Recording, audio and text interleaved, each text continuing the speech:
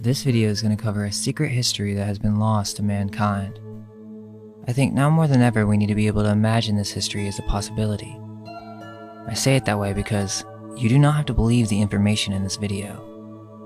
Not only am I not claiming it as fact, but I'm warning you right now the subject may be touchy for many people. So I just want to make that clear that this is just a possible reality, not an attempt to force you to believe anything. Do your own research and you may decide for yourself what to believe. We have a specific education that is designed for us, and many of us associate crucial parts of this education with our personality. There's nothing wrong with that, but unfortunately, the rulers that be have a specific agenda at play. This video is not to invoke racism in any way, shape, or form. The purpose is to throw it out, in hopes that it may be useful to all my brothers and sisters, regardless of skin color, that we may see past the boundaries of race or ratios, for we all share the same life, that is light. We have been fed lies in order to keep one thing consistent: identity crisis. This was by design, otherwise, why have we not heard more of the true origin of the name of California? It is named after a magnificent black Moorish queen. By Moor, I mean indigenous enlightened melanated peoples. I don't think our current culture can truly understand how enlightened the indigenous races of these lands were. The prevailing American culture in the youth today revolves around demeaning women, money, and the lust for power. Our ancestors would not only be embarrassed, but disappointed in how lost we have become. Specifically, the indigenous Moors inhabiting what was left of Mu, or what is known in the Spanish legend as the island of California, were known for their grand psychic abilities. The females ruled as their psychic and mental abilities were far superior than the males. They were master shamans as they could navigate between realms at will, something our modern culture can't even begin to comprehend. The closest topics that we have is dreams, astral projection, but these concepts still don't fully explain to the modern mind the full dynamic of what these ancient lands were like. We can imagine it, but we prescribe that to the realm of fantasy. How do we know this? Well, this tale comes from a Spanish fantasy novel from the 1500s from our modern mainstream timeline, Las Surgas de Esplandian by Montalvo. It is said to be ancient legends, and most people at the time even believed it to be true. Here's what mainstream history says. The Adventures of Esplandian is the fifth book in a series of Spanish chivalric romance novels by Garcia Rodriguez de Montalvo, which began with Amadis de Gaula, an even older series. Even Hernan Cortez, who would conquer the Aztec Empire and name the state of California, believed in their legends. I want you to pay attention to this symbol as it will be important later. Bernal Diaz says, quote, "We were seized with admiration and declared they seemed like the castles of enchantment recorded in the book of Amadis de Gaula, grand towers, temples, and edifices that seemed to rise from the water, and all these were constructed of stone and mortar. Some of our soldiers said they could not be sure whether they were really seeing this or were dreaming." Now, I have to start this off as if you've never watched a video on this channel. However, there are more videos on the channel that break down the lie of history if you wish to see it explained further. This is more of a sequel to the understanding that our entire history is a lie. Many have heard of the theory of Tartaria by now, but in short, the history we are fed in the education systems are a falsity. A lie designed to keep us enslaved.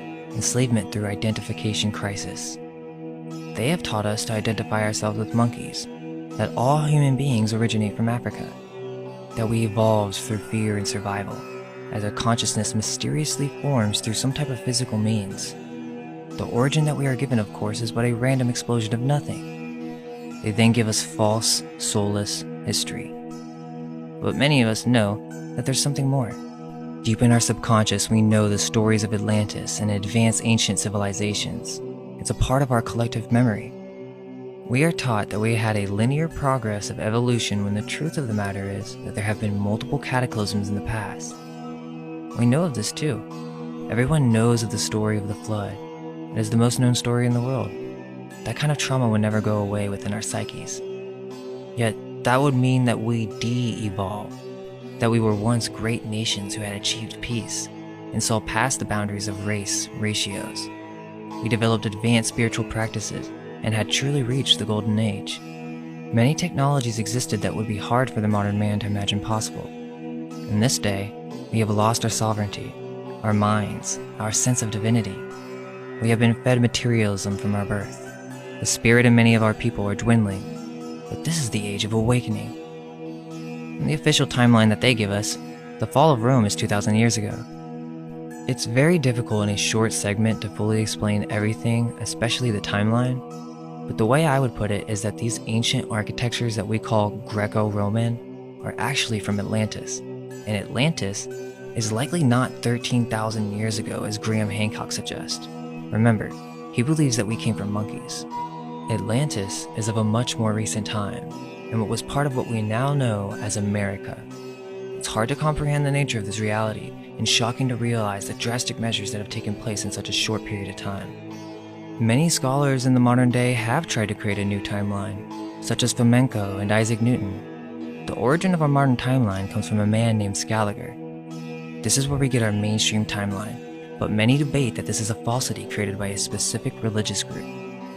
This group falsified history in order to make it seem as if they have the most ancient religion. The first hint that we see to this is Origen versus Celsus, in which Origen argues for the antiquity of the Jews. It's obvious out of this piece that Origen is purposely concealing the secret history of the Hyperboreans. Now, another piece of the puzzle that you need to understand is the Phoenicians. Very important. In our administered history, they date the Phoenicians to about 5,000 years ago, but this group is actually of a much more recent time. Earlier, I mentioned to pay attention to the symbol with Hernan Cortez. You will see these types of symbols everywhere, on the only remaining maps, famous characters that we are fed such as Scaliger. This symbol is the secret symbol for the hidden new rulers, the Headless Knight. The Phoenicians dominated from the eastern Mediterranean to the coast of Africa, all the way to Spain and Northern Ireland in mainstream history. The confusing part about all of this is that history mixes the group that survived and took over the world, the Catholic Jesuits, with the ancient races that once existed in these lands. These were mixed cultures. The cultures that existed arose from the two ancient god races, the ancient Hyperboreans and the ancient Lemurians. There are obviously more layers to this, so I'll try and explain. The original white people that we have in history are of the Aryan or ancient Hyperboreans, who were fair-skinned with red and blonde hair. Their homeland is in ancient Ibernia in the far north. For black people, the most ancient depiction comes from ancient Irish legends, the Fomorians, a great civilization of great stature who had grand occult abilities. From Donnelly's Atlantis, quote, "The Fomorians were from Atlantis. They were called Fomoraic, Fomorag Afriic, and Fomorag, which has been rendered into English as Fomorians.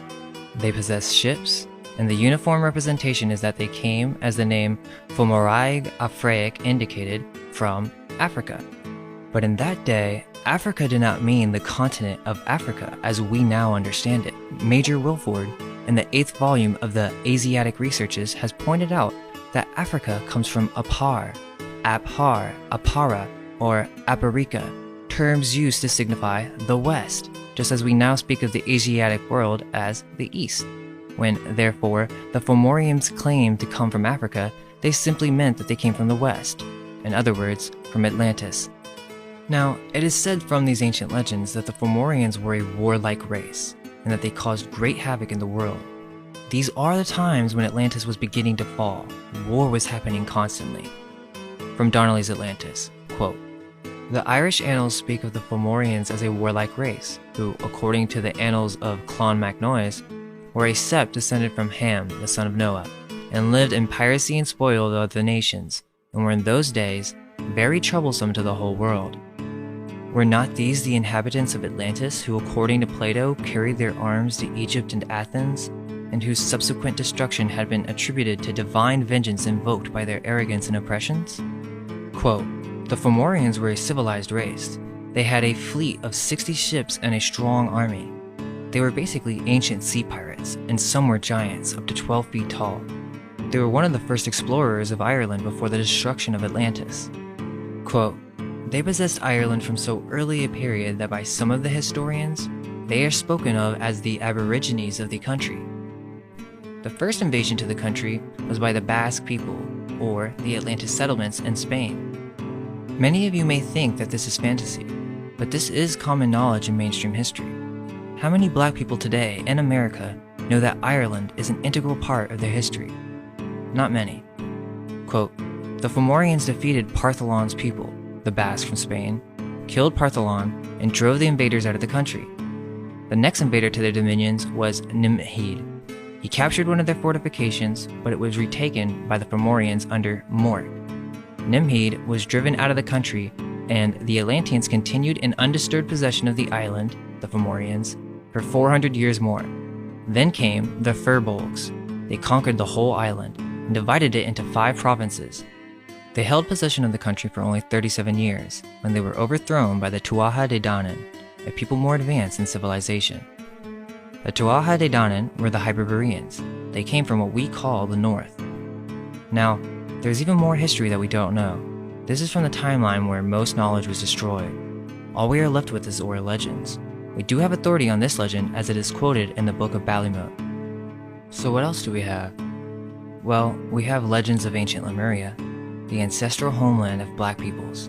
In H.P. Blavatsky's The Secret Doctrine, quote, there's a period of a few million of years to cover between the first mindless race and the highly intelligent and intellectual later Lemurians.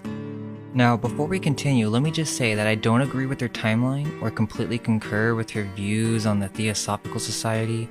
According to the story, she obtained this information from an ancient book that she had access to that is not exposed to the public.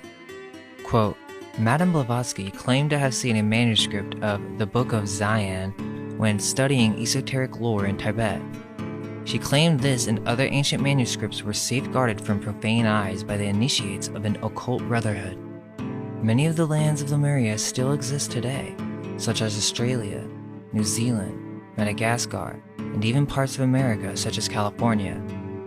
Quote, they, the Lemurians, built huge cities of rare earths and metals. They built out of the fires lava vomited, out of the white stone of the mountains marble, and the black stone of the subterranean fires they cut their own images in their size and likeness and worshipped them. The Lemurians were a spiritual race of black giants. They were a mix of Mongolian and black and had different organs according to Blavatsky. It is said that they had a physical eye on the back of their head, and that this degenerated into the now called third eye, and that they were the grand magicians of the elements. Quote, this is the reason why perhaps even Easter Island with its wondrous gigantic statues, a speaking witness to a submerged continent with a civilized mankind on it. This is why many Aborigines from the lands around the Pacific Ring of Fire are of a dark complexion. The pure blood of black peoples come from this ancestral homeland of Lemuria. The remnants of this land is in California.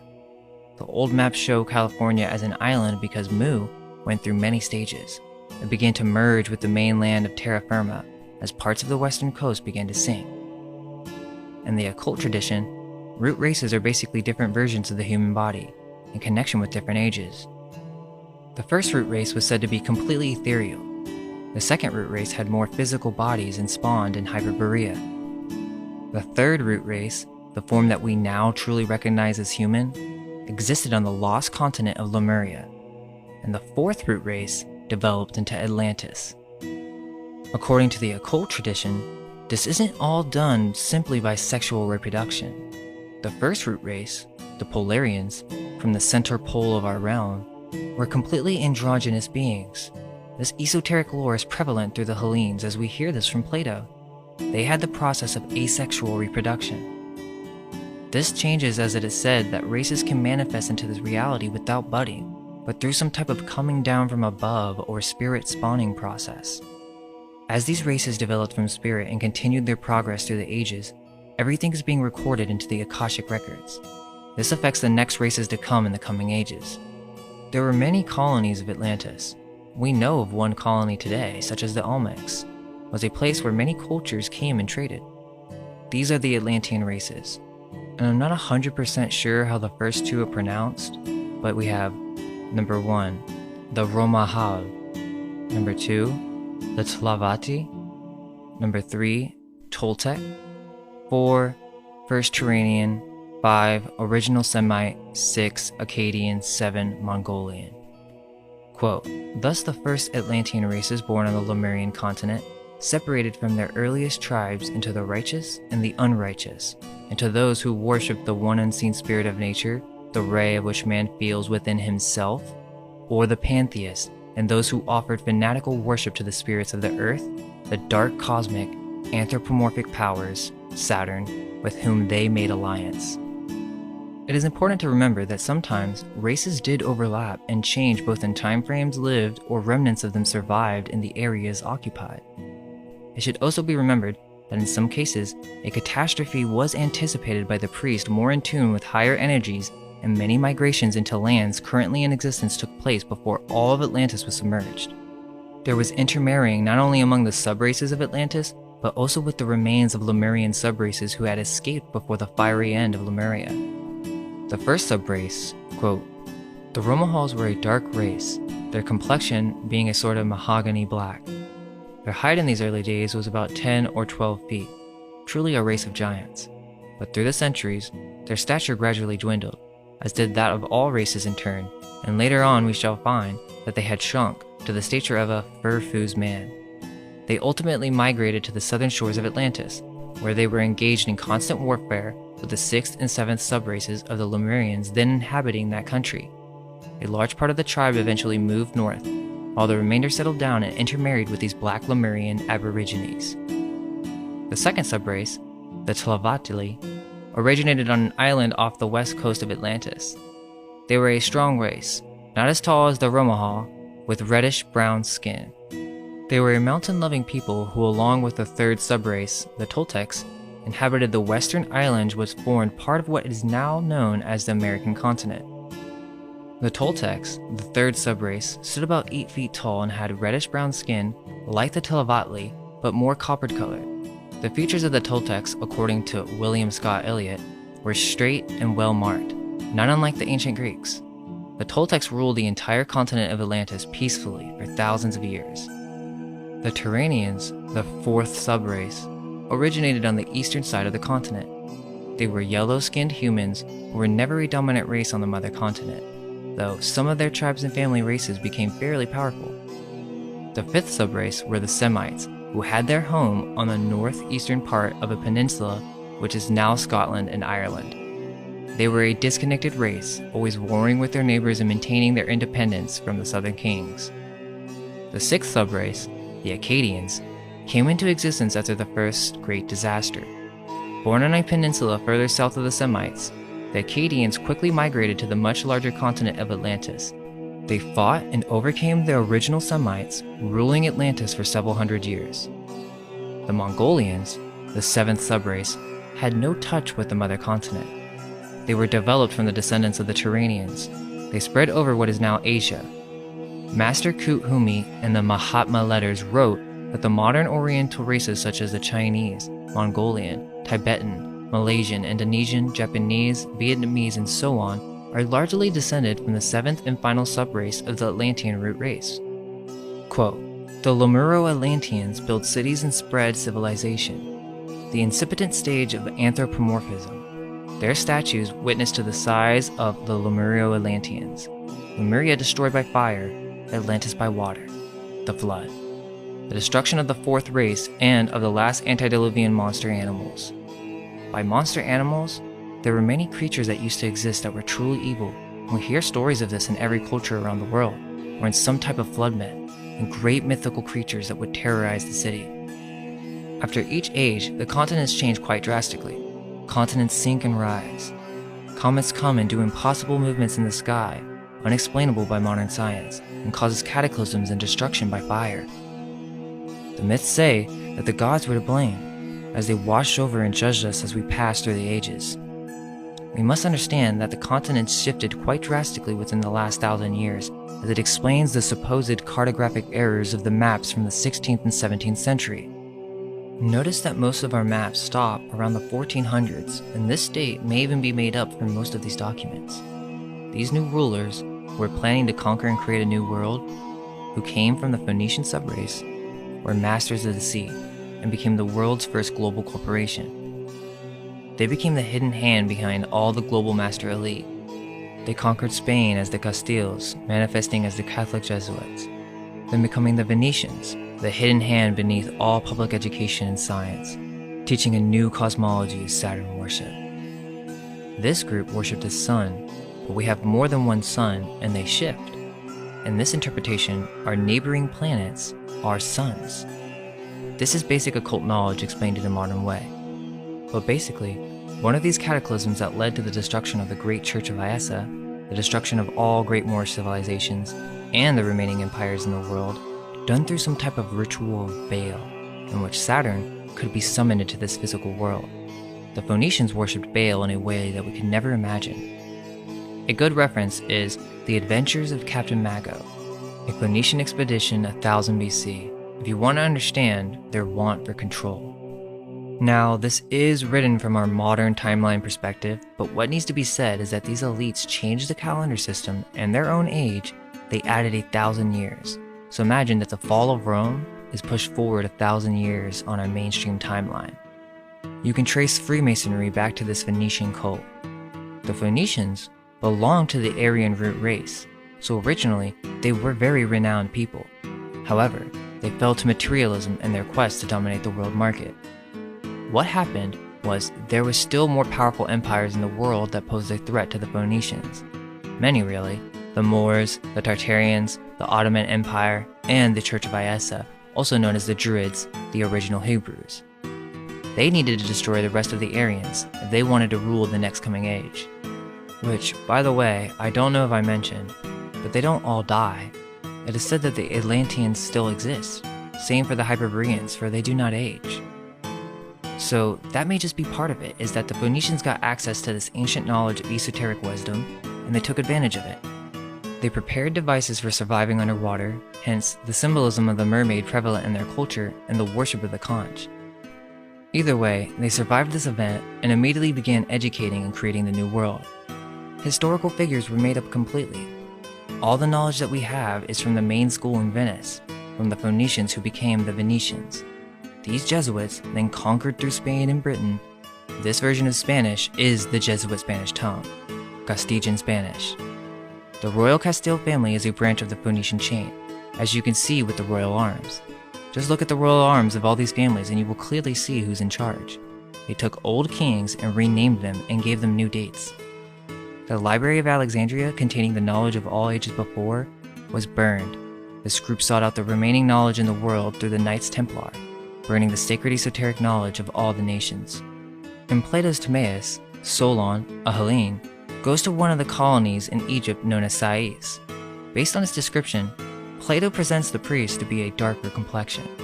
These people are not exactly the purebloods from Lemuria, but a mixed race with multiple shades from dark brown to light brown, with slight variations of hue, mostly red, said to be descended from the Tolmecs.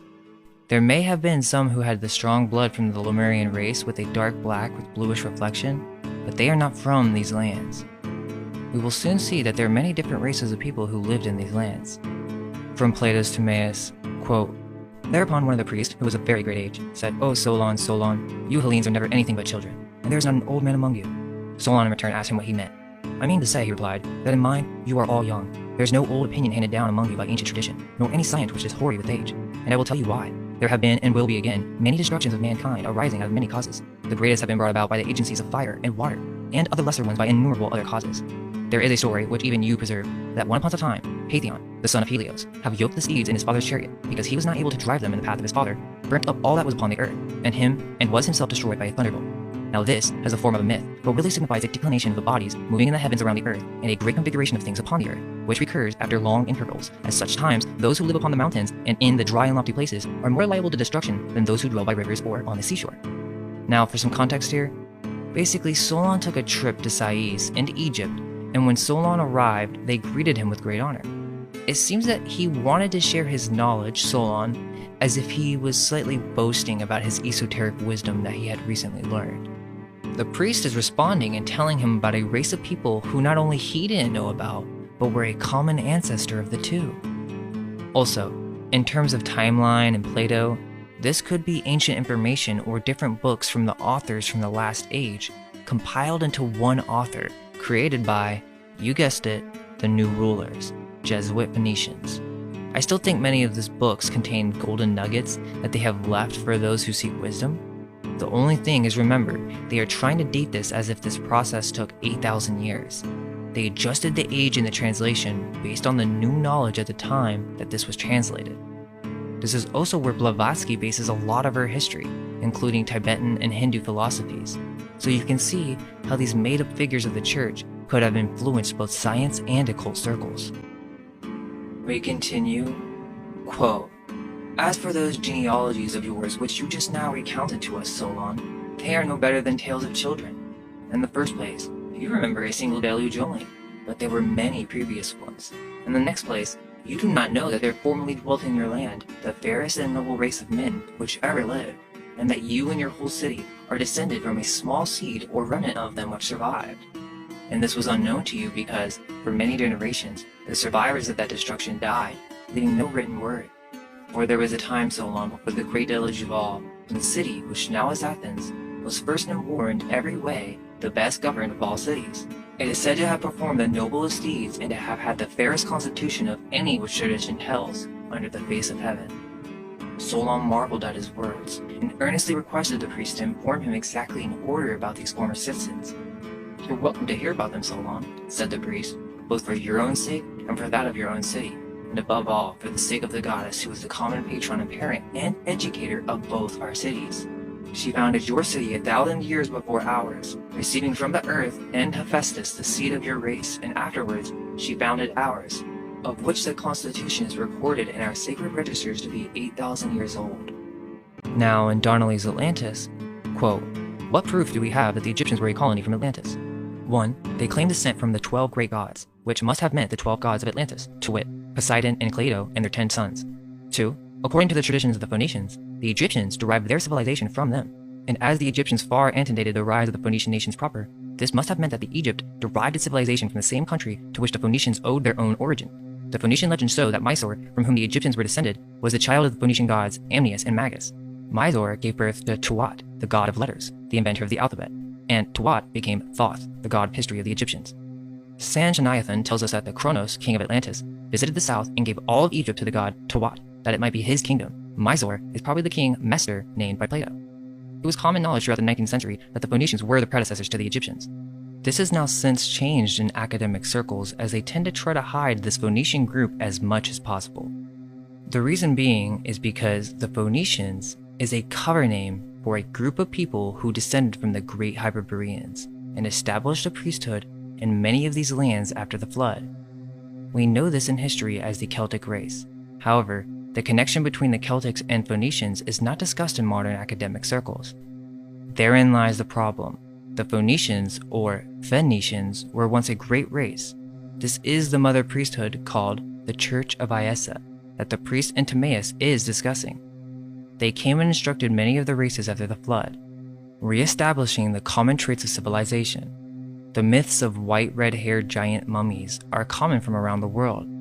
These people were hunted by this new group of rulers as well, for they wanted to destroy the pure bloodline of all races so that they could be the only race of God, creating a new bloodline. This group took over the original priesthood of Iessa, labeled them pagans, stole their history, and enslaved humanity and all other races. They took over the Bible and began teaching that God can only be reached through the Church of Jesus, when that the old teachings were never about belief in authority, but in a beautiful mythos that connected divinity and man as one, as a moral respect for nature, a duty for taking care of all life and spreading peace through a divine cosmology of self, one that had been passed down for generations through studying the stars carefully and aligning them to attributes of ego and self. This is how astrology, or astrotheology, was passed back into the world after the flood of Atlantis. These Jesuits, and the Church of Rome, who really belonged to the Akkadian subrace, not the original Semites, or in other words, Celts. These Akkadians caused war and destruction among the rest of the Aryan nations, specifically starting with the original Semites, and this is where the Phoenicians come in. They then merged all of this history into one history under the discreet and secret name Phoenicians, which really refers to multiple peoples, and they did this through taking over Rome and then the rest of the world.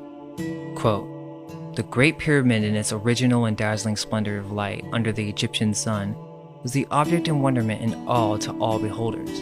It surpassed in sublime grandeur any other monument or structure ever erected by man on this globe. It was considered the greatest of the 7 wonders in the ancient world. Its partial destruction and defacement, by removing its upper part and capstone, and by stripping it of the outer casing of white stone, which gave it an aspect of dazzling brightness, leaving it in outward appearance bare and nude, silent and mute as to its mission, as a milestone without a figure. This has been a great loss to mankind. In its former glory, it was a mountain of light, a blaze of brightness, a symbol in the desert.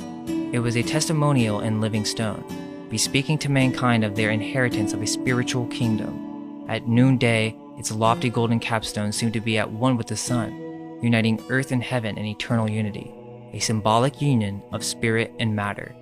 To mar this sublime pillar, this grand masterpiece of the Irish Magian priest of Iessa was a part of a plot as selfish as any ever conceived. Now another example is Baalbek. That temple was not originally created for Baal, but it is known as that because the Phoenicians took over this land and dedicated ancient Aryan temples to Saturn worship. The original Semites are also known as the Druids or the Irish Magian priests. Now in history, they are known to be the original Druids, the descendants of the Hyperboreans. They re-established high culture after the flood and were known as fair-skinned with red and blonde hair. Now, that doesn't mean there weren't any black people who belonged to this church. There very may well have, as we know now the true history of Ireland, as Fomorians were the original Aborigines before taken over by the Tuatha De Danann. Interracial relationship had already begun, as we can see in the story of Timaeus with the Egyptian priest, and many other myths from around the world such as the Aztecs and China. We even have stories of the Queen of Scotia. Quote, "The story of Scotia begins with a Greek king by the name of Gaithalos. In one version of the story, which involves Ireland, Gaithalos is known as Goadha Glas. The word Gael is said to be derived from his name, and was originally from the region of Scythia. It is also said that Goadha Glas lived during the time of Moses, and the latter is said to have cured the former when he was bitten by a serpent. Goadha Glas was also promised by Moses that no serpent or other poisonous creature would inhabit the western island, that his posterity would inhabit it one day. One of Goadha Glas' grandsons, Niul, was invited into Egypt as an instructor by a pharaoh, and eventually married one of his daughters, Scotia. Both Scotland and the Roman name for Ireland, Scotia, are said to be derived from her name. Niul and Scotia's people were later derived from Egypt by a later pharaoh, and wandered around the Mediterranean until they reached Spain. Scotia was said to be a white queen with blue eyes from her native land of Scotland. So it's fair to say that Egypt was a quite diverse culture, not to mention that the hieroglyphs have people of many different sizes. But it begins to make us question whether black people came from Africa. In many references, it suggests that the Tolmecs lived in this area first after Atlantis. The Egyptian culture developed into a multicultural center for learning and spiritual development for all races. Plato even came to Egypt supposedly to go through a ritual in the Grand Pyramid. It seems that Egyptologists are happy to distort the history of these lands and slap on dates however they like. They also are hiding evidence from being explored, as many sites are still hidden to the public. The story of Egypt and its timeline is distorted because it is the last remaining power edifice from the last age. Not only did the Phoenicians take control of the spiritual center of the world, they destroyed all conflicted evidence of this root race and all her sub-races. This could be why the leaders still to this day show off these Egyptian artifacts around the world to show who the new true rulers are. Quote, "It was conceived and put into effect by the ruling spirits at the head of the Roman Church and State of their day, who cherished the ambitious and far-reaching idea of nothing less than universal rule for their church and empire. In the course of these pages, I will endeavor to explain and expose the conspiracy and the means by which those designing men who composed it advanced their project, and with the aid of their successors, they, I purpose to show, by persistent effort, brought the greater part of the Western world under their empire and church dominion, and brought this conspiracy to an almost complete success. It was the idea held by the leaders of the Roman Church and State, they were practically one, that all power should be centralized in the head of the Church, who was emperor of the state, and any and all religious institutions which in any way conflicted with this ideal were to be done away with. For this reason, the mystery cults were suppressed, and initiation into the ancient or esoteric mysteries were forbidden, so that no religious establishment, worship, or practice would exist which would draw and hold men to it other than the Roman state church. And besides, as the study and preparation necessary for those who were selected for initiation into the higher mysteries was such as to develop a highly philosophic and spiritual state of mind, such study and preparation did not comport with the object which the church rulers had in view. Such minds would not yield adherence to a mere political and idolatrous church, which doctrines were, in the main, intended for the uninstructed multitude. Such minds could not be dominated by a political or mercenary priesthood.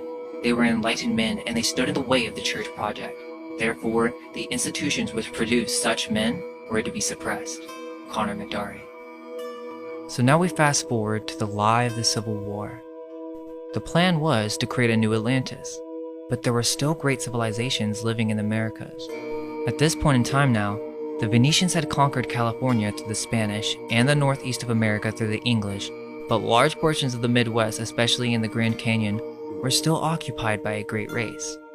Giants were still in America up to just 200, even 100 years ago, and still wouldn't be surprised if some are still remaining. We hear of these stories with like Lovelock Cave and the cannibalistic giants, but there's two theories here.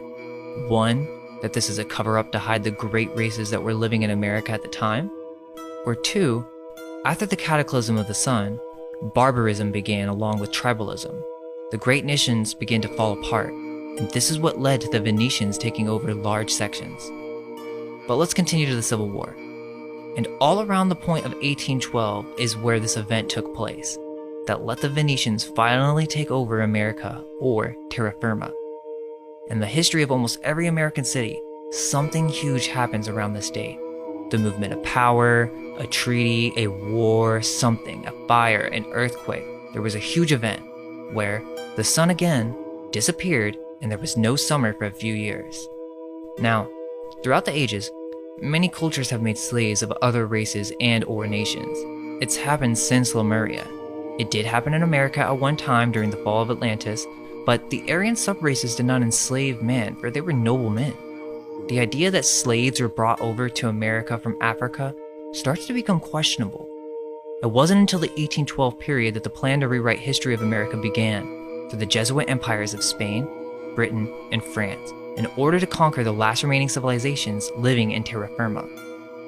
They have you believe that black peoples, by the millions, were shipped from Africa to America, yet, if that were so, we would see well-preserved slave ships, but few are to be found and their genuineness are to be questioned after learning about this secret history.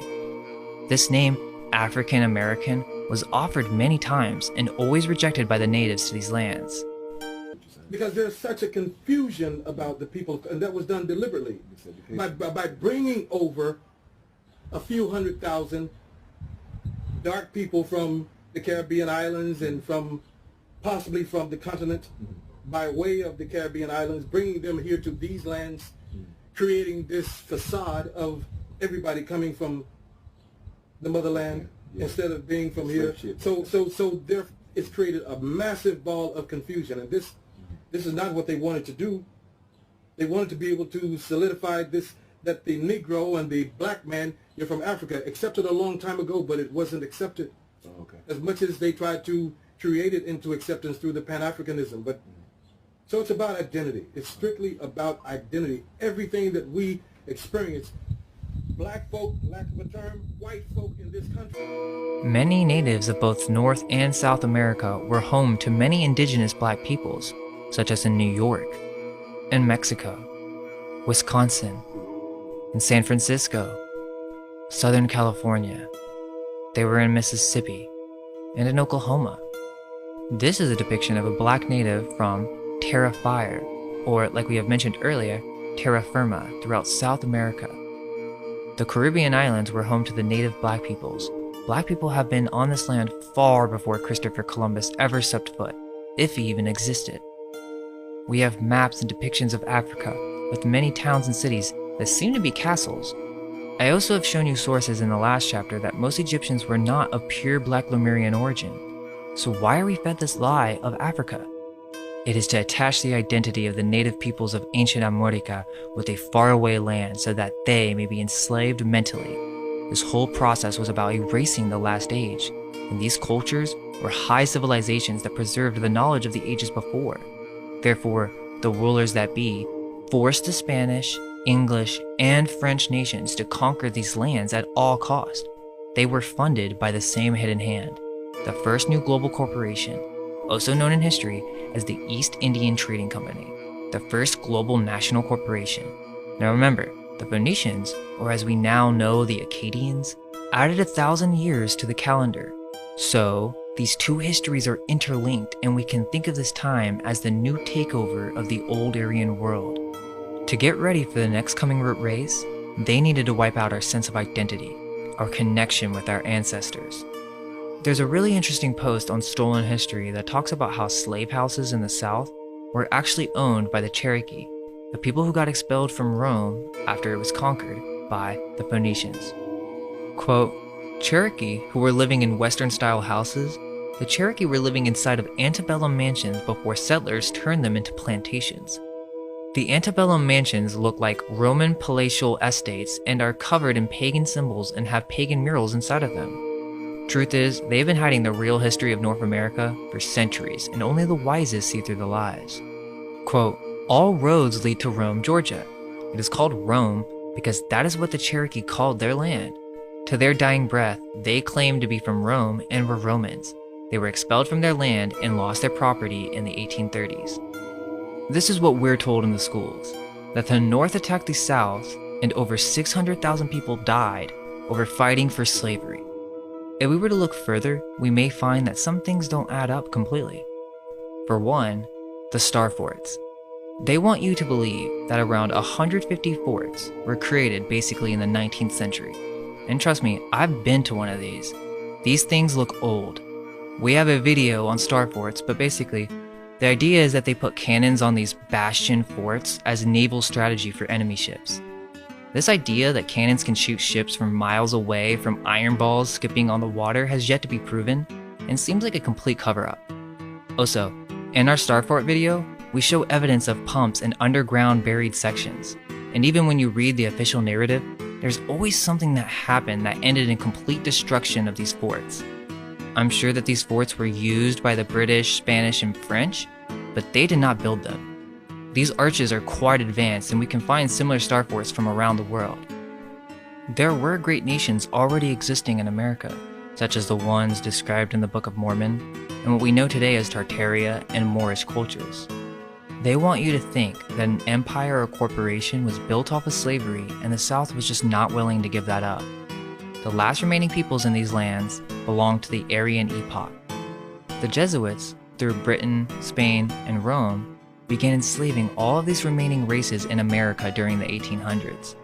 They made up the lie of the Civil War in order to make you believe that they fought for black people's freedoms, when really, this is a falsity constructed to enslave all the remaining races. The original Semites, almost all of them that remained in America, were completely wiped out. Remember, these were the original Druids or Celts that were sent out of Rome after its destruction. The black people who were left in America posed a problem to these invading Jesuit nations, because there were still many left, as this was their homeland, and as we know from the secret history and a legend of Calafia. The original Semites who traveled to America, or the Celts in America, were foreign travelers who were trying to escape this Akkadian Jesuit takeover. So where do we get this history of black slavery? Well, during the 1800 to 1812 period, the plan to create this illusion that black people came from Africa began. John Lynch, who was known for colonizing cities in America and naming it after himself, such as Lynchburg, Virginia, supposedly he immigrated from Ireland to Virginia and then somehow prospered. Now, John Lynch sent a letter stating a plan for civilizing these new Africans on the coast of Africa, and his plan was to populate it with blacks from America. Quote, that the benevolent society now established in England for the purpose of civilizing the Africans was set on foot by Granville Sharp, one of its active members, and he was stimulated thereto by a letter wrote by William Dillwyn a considerable time back requesting him to suggest a plan of such a society forming a colony for the purpose eventually of promoting the civilization of the Africans and receive subjects for such a colony from this country. Lynch's letter was inspired, sponsored, and altered from a woman named Anne Mifflin, a Quaker from Philadelphia. She was a part of one of these English groups colonizing in America as one of the many denominations of the Christian faith. They had struck treaties, or in other words, paid off or forced the indigenous leaders to give up their lands. The history books don't teach about these remaining empires in America during the 18th century. This plan was really a plan to wipe out the remaining threat of Aborigines and to create a false identity by shipping many blacks to Africa to create this society off the coast of Africa. They wanted to civilize these blacks or brainwash them into thinking like the Akkadian or mainstream history Phoenician brain. They transformed all the races into this reptilian survival and taught the worship of an exterior god. We became focused around property and materialism, and we lost our spiritual ways.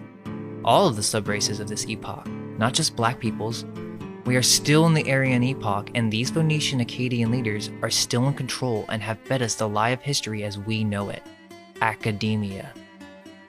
Anne Mifflin met in Lynchburg and made a plan with other invaders on plans to remove and suppress the black peoples of those colonies. They seemed to be having problems and they needed to stop it immediately for good this time. September 1810. Anne spoke with James Wood on shipping recently freed slaves from the South, or the new generation that had been trained to believe in a false history, were to relocate to an island named Bolama on the coast of West Africa. This plan was the beginning of the African American enslavement training. James Wood endorsed the plan. The many abolitionists who developed during this period were said to be against slavery, but this is just a setup. These people are the ones that enslaved them in the first place. It's like philanthropy. They wanted to make themselves seem like the redeemers, when all they did was completely brainwash and replace the sense of self with a foreign entity. The enslavement did happen, but it was simply a brainwashing process on the homeland. One of these abolitionists was Granville Sharp. He gave the illusion that he wanted to end the slave trade when he had part in creating it. Also, key to note that it is very possible that black people were moved around, such as from the Caribbean islands and maybe even a few from Africa. But the story that by the millions they came from Africa is extremely questionable. He took part with Anne Mifflin in creating the Sierra Leone Company, which is now the modern-day name for this area of Bolama. The Aborigines of these Lemurian Atlantean lands, now known today as America, were made slaves when the invading colonials arrived. These colonials themselves were brainwashed by the ruling church at that time. At this time, many of the people may have disagreed with what was going on, but through the funding of the church, manifesting as Spain, Britain, and France, these colonials devised a plan of entering terra firma and conquering the rest of the Americas. Spain knew of these lands before Columbus.